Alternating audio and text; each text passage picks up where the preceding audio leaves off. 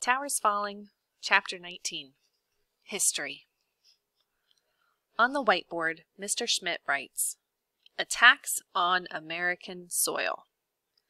Beneath the header, he dates April 18th, 1775, the Revolutionary War. Paul Revere was on his horse, and he said, "The British are coming! The British are coming!" Classmates yell. Now, is that really true? Asked Mr. Schmidt. Manny answers, "People just think he said that. His mission was top secret." June 18th, 1812. War of 1812. In 1814, the British invaded Washington, D.C., and, he points to Michael, they burned the White House to the ground. December 7th, 1941. "I know," says Stasia, waving her hand. "The Japanese attacked Pearl Harbor." Technically, Hawaii wasn't U.S. soil. It didn't become a state until 1959. But, yes, Mr. Schmidt stops writing. The attack led to America's entry into the war. December 7th, 1941, World War II. Ben, Sabine, and me glance at each other. We know what's coming. We want to yell at Mr. Schmidt and tell him to stop. Maybe I shouldn't be learning this. I clench my hands. I have to learn this. It's part of my parents' world, my family's, which means it's part of me, isn't it? I shudder. Sabine is crying again, sniffling at her desk. Mr. Schmidt writes ever so slow.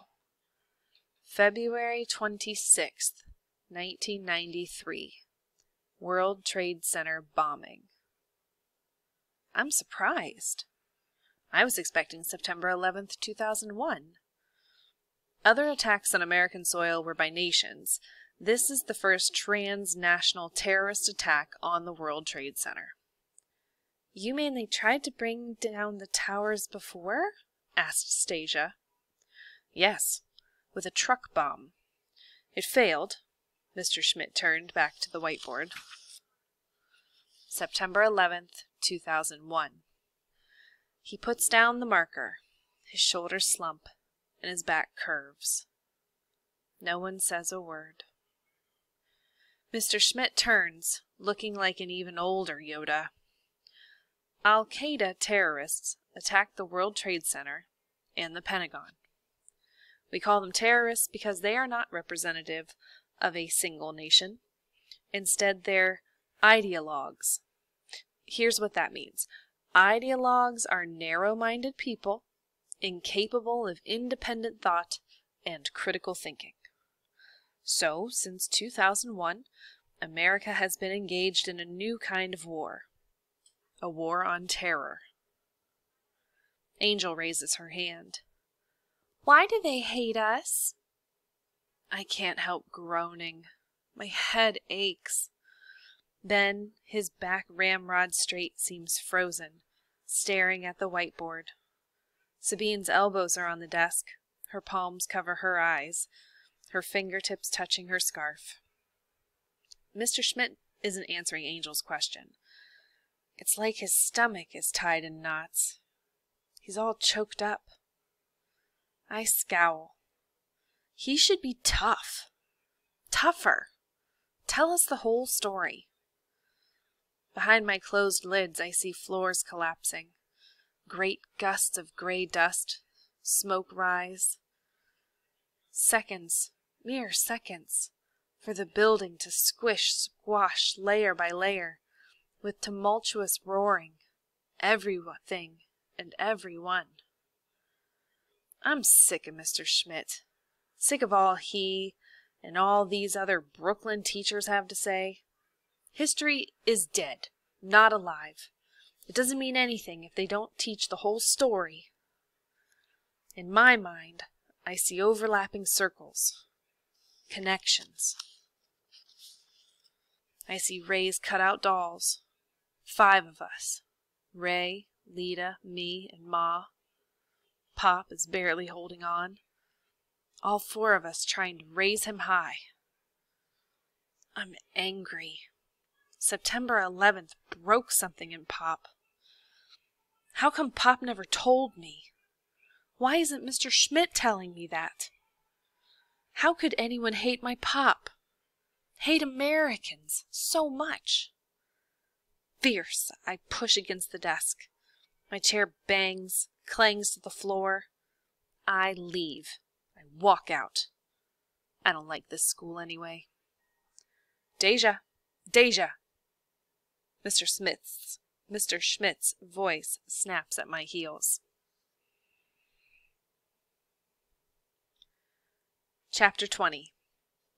Packed. I open my locker. There's nothing in it. I don't even have a lock. Deja, I told Mr. Schmidt I'd find you. I slam the locker. I don't want to be found. Come on, outside. You'll feel better. I think I won't, but it's Ben asking, with his glasses and wide blue eyes. He doesn't even blink. I want to tell him that I hate him. That would be a lie. I don't like your boots. Yeah, I know. They don't fit New York. Oh, Ben, I'm such a jerk. The school bell rings. Recess. Doors open and yelling, screaming kids dash everywhere. Come on. The schoolyard actually has equipment. Swings, a sand pit, and a jungle gym. It's fun seeing the littlest kids run and play. Most 5th and 6th graders try to look cool. Stasia and Angel practice cheers. We don't have a team, but they practice anyway. Michael dunks a ball. Ben pulls me toward the chain-link fence. There are picnic tables beneath huge oak trees. He sits on the table. So do I. We're not supposed to, but we do it anyway. My old school didn't have trees. In Arizona, trees are everywhere, even ones with green trunks. Mesquite. There are green cacti, too. I thought Arizona was a brown desert. It is, but it's like a layer cake. Brown earth or rock on the bottom, green trees, and then blue sky. Did you know cacti bloom flowers? Every color except blue. We've even got roadrunners. Like in the cartoon? Kinda. And javelinas? What's that? Like baby pigs. Sabine sees us from afar. She's standing still. I can tell she's thinking whether she should walk over. Me and Ben watch her. Palm open, she lifts her hand. Ben does the same, like we're in a secret club with energy passing between our hands. Sabine nods, turns toward the sandbox kids. She likes helping 2nd and 3rd graders build castles. It's not so bad here in the schoolyard. Weird. This is the best my life has been in a long time. No worry about getting poorer, falling down the ladder. We're already at the bottom. Can't get any worse. I've got friends.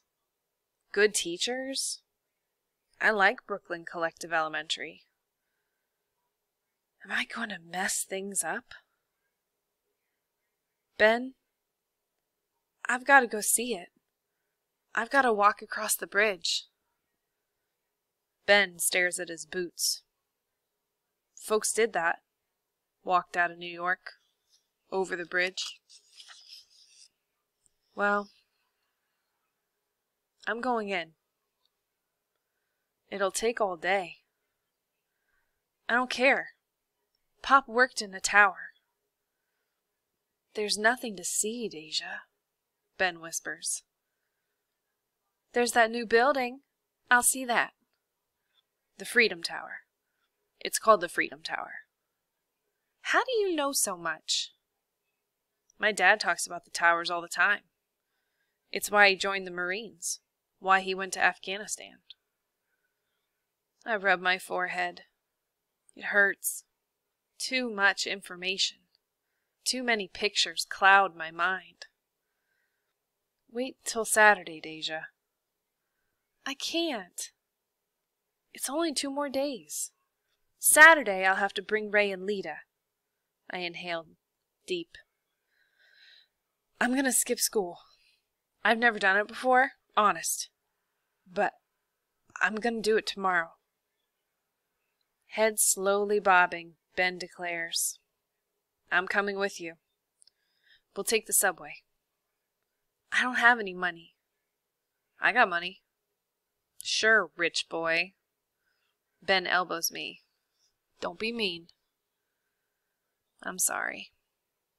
I am. My dad was going to come to New York for my birthday. You had a birthday?